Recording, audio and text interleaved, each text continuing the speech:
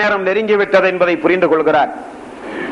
தன்னுடைய தலையிலே ஒரு கடுமையான ஒரு சிவப்பு துண்டால் கட்டி 2 சஹாபாக்களோடு தாங்களாக பள்ளிக்கு வந்து சஹாபாக்களை எல்லாம் பார்த்து நாயகம் ஸல்லல்லாஹு அலைஹி வஸல்லம் அவர்கள் சொன்ன ஆற்றிய உரை இருக்கிறதே, என்ன சொல்கிறார்கள் தெரியுமா?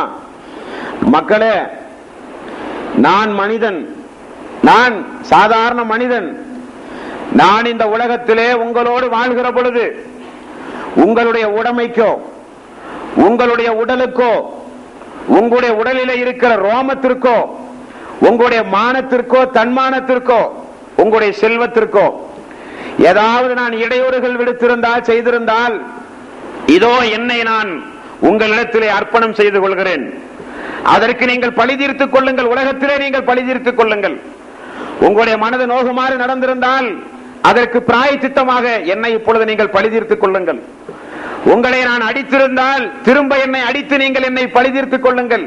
நான் சாதாரண மனிதன் இல்லையா?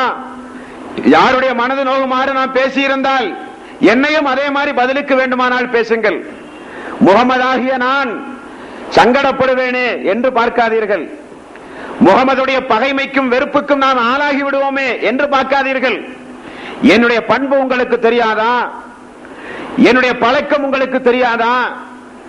என்னுடைய வாழ்விலே, என்னுடைய வாழ்வினுடைய லட்சியமே, என்னுடைய வாழ்வில் எங்குமே நீங்கள் என்னிடத்திலே பகைமையை பார்க்க முடியாது, வெறுப்பை பார்க்க முடியாது என்று நாயகம் ஸல்லல்லாஹு அலைஹி வஸல்லம் அவர்கள் மக்கள் மத்தியிலே உரை நிகழ்த்துவார். பழி தீர்த்துக் கொள்ளுங்கள், பழி தீர்த்துக் கொள்ளுங்கள் என்று சொல்லுவார்.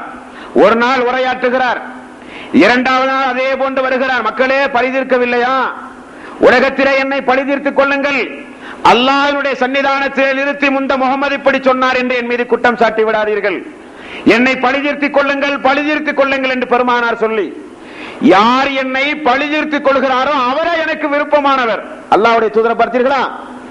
யார் என்னிடத்திலே இந்த நேரத்தில் பழிக்கு பழி வாங்குகிறார்களோ அவர் எனக்கு இந்த நேரத்தில் விருப்பமானவர் என்று நாயகம் ஸல்லல்லாஹு அலைஹி வஸல்லம் அவர்கள் சொல்லுகிற பொழுது மெதுவாக ஒரு நபித்தோழர் இருந்திருக்கிறார். யார சொல்லலாம்? உங்களுக்கு ஞாபகம் இருக்கிறதா? உங்களுக்கு ஞாபகம் இருக்கிறதா? யார சொல்லலாம்?